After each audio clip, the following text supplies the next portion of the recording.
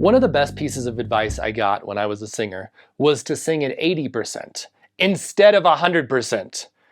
Once I got to 100%, my vocal cords would grate, and especially when I was wearing a microphone or in a concert hall with good acoustics, they could hear me.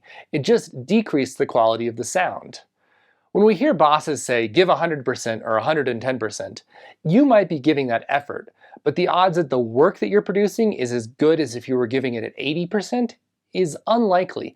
And over time, you're much more likely to burn out at 100% than you are at 80%. Think about your car. Now, most of us never have our car working at the high level of that gauge that has those numbers.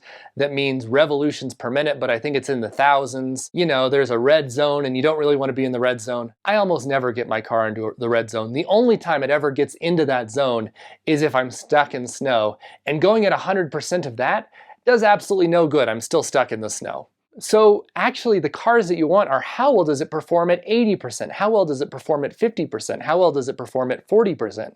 Because not only does it save you gas, but that's where you're going to be driving it most of the time.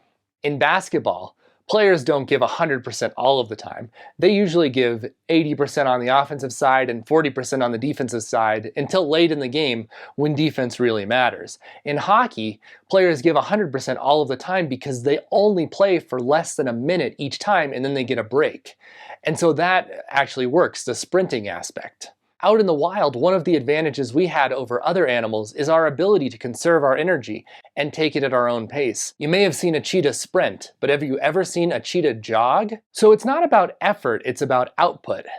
And what I can put out at 80% is much better than what I can put out at 100%. At least the quality is better. And I think that that's true almost everywhere across the board, unless there are going to be lots of places in there for breaks. So what effort am I giving in these videos?